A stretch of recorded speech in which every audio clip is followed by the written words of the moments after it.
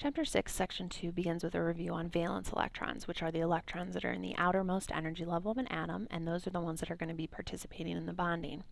So if you recall the trend of the valence electrons, you can simply count across your main group elements, and that will tell you how many valence electrons they have. So in your S and your P block, you can begin with group 1. This column all has 1 valence electron. The second column all have 2 valence electrons. Then you go over to your P block, your first group here in the P block is going to have 3 valence electrons, and so on all the way over until you reach your noble gases, which will have 8. For a Lewis structure is going to be a diagram that represents the valence electrons in a molecule. For instance, in this diagram here, this is potassium's electron, and then these little X's are representing chlorine's 7 electrons. So when you form your bond, you would show all of these electrons for the Lewis structure.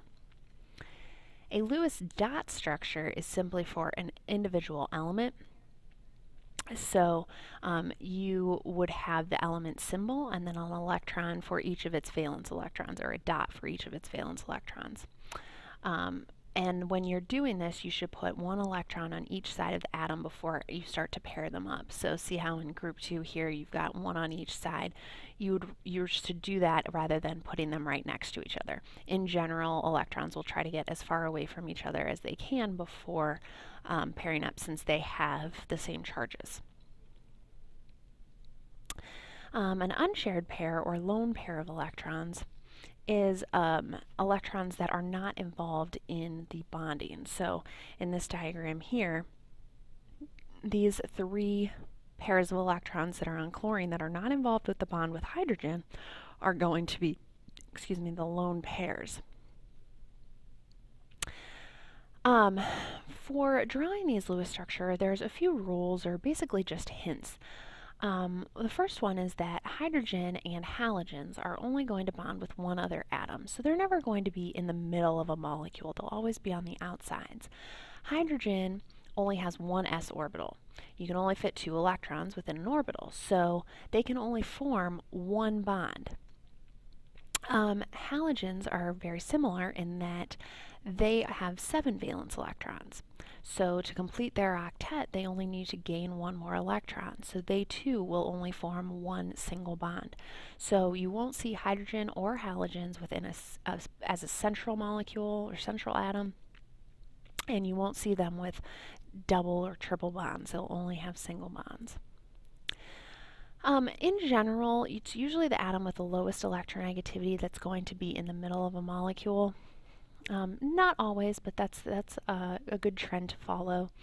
Also, if you see that you have carbon involved in the molecule, you should probably try carbon in the middle. But drawing these structures is a trial and error process, and it takes some practice.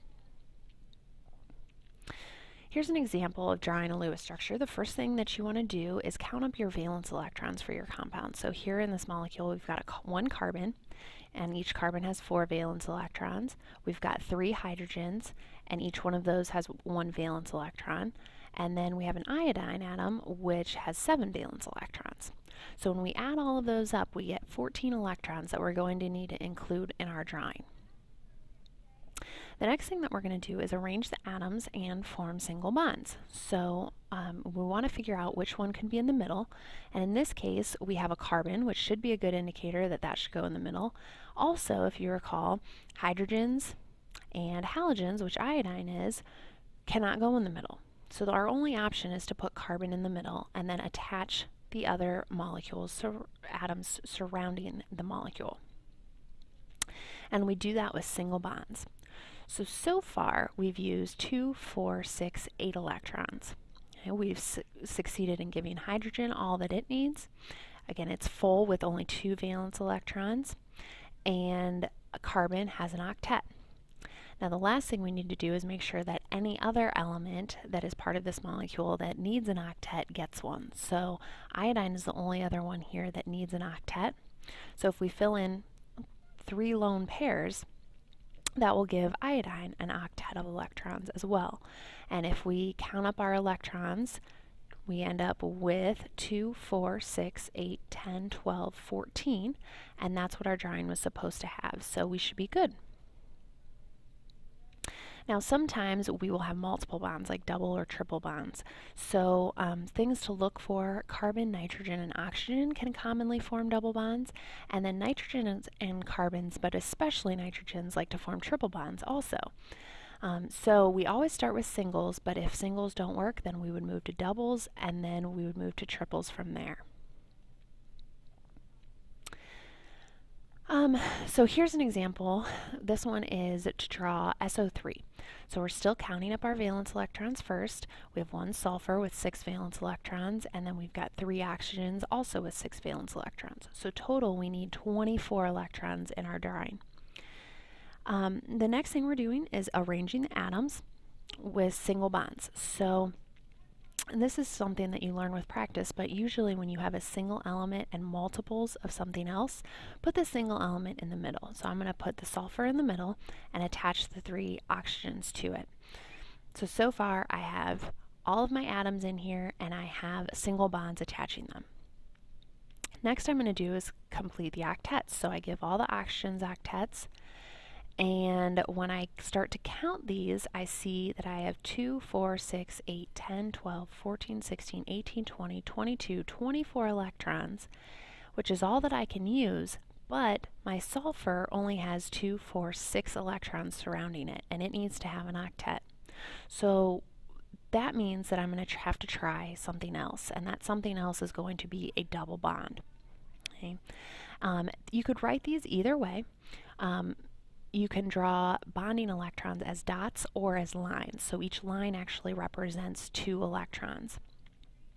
So in this situation here, I tried double bonding this oxygen to the sulfur. So by doing that, this now gives this oxygen 2, 4, 6, 8 electrons, and also gives this sulfur 2, 4, 6, 8 electrons. And these other ones still have their octets. So now I have 8, 16, 24 electrons, and every single one of these elements has an octet. So that was a successful way to draw this molecule.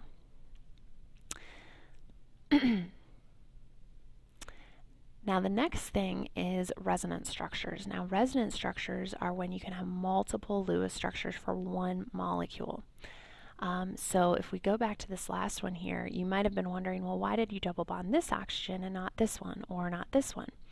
Well, in reality, I would have to draw this 3 separate times. I would have to draw it with the bond here, with the bond here, and with the double bond here. That would show that this has resonance, 3 possibilities. This is another example, ozone, O3. Okay, well, you need a double bond, but the double bond could be between these 2 oxygens, or it could be between these 2 oxygens. Now, in reality, it's really an intermediate structure. It's something more along the lines of a 1.5 bond, but that's pretty difficult to draw. So instead, we would draw the separate drawings, and we separate them with a double-sided arrow. The last thing for Lewis structures would be drawing Lewis structures for polyatomic ions as opposed to just neutral atoms. Now, with that, you have to account for the charge in the total number of valence electrons. With negative ions, you're going to add extra electrons, and with positive ions, you would subtract electrons.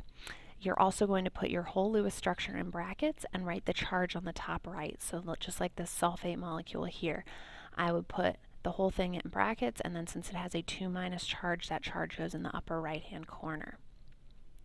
So here's a sample with that. This one I'm drawing the nitrate ion.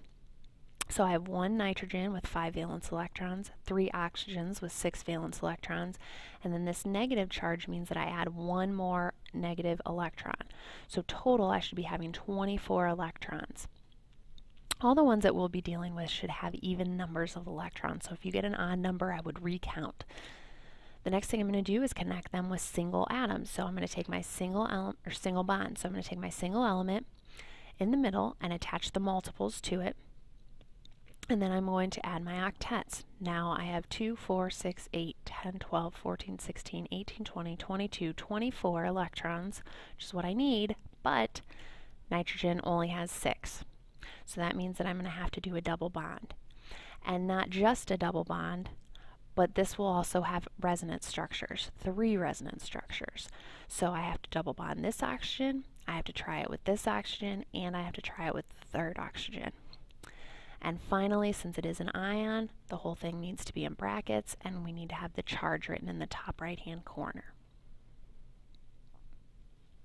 There are a couple exceptions to the octet rule. One we mentioned already is that hydrogen never has more than 2 valence electrons. It simply can't hold more than that since it only has 1 s orbital.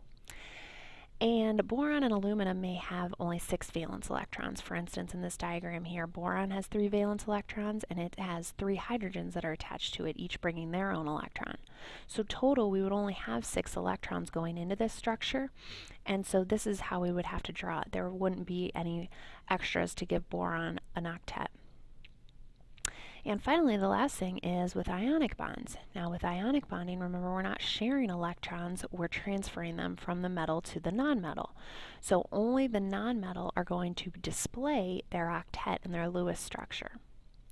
And here's how that would look. This one is an ionic compound. We've got a metal and a nonmetal, and barium has 2 valence electrons, and our 2 bromines have 7 valence electrons. So we need 16 in our drawing. And we're going to put the individual element by itself in the middle, and plus bromines and a halogen, so it can't be in the middle. And we're going to attach these on either side with single bonds, and then we fill in the nonmetals octets. So we have 2, 4, 6, 8, 10, 12, 14, 16 electrons, and that's it. Barium won't have an octet. It's going to give one of its electrons to this bromine, and it gives one of its electrons to this other bromine, and that's all that needs to be drawn. The last thing here is naming covalent compounds. The first element that's listed is usually the least electronegative, and if there are more than one of them listed, then you need to put a prefix. The prefixes that we've used before: mono, di, tri, etc. The second element is usually the most electronegative element, and for those you will always add a prefix to tell how many there are, and also change the ending to IDE. So for instance, CO2, that would be carbon dioxide. If it were C2O2, we would say dicarbon dioxide. So only when you have multiples of this first element you put a prefix on it. Here are just a couple other examples. This one here, sulfur tetrachloride. 4 is the prefix for tetra.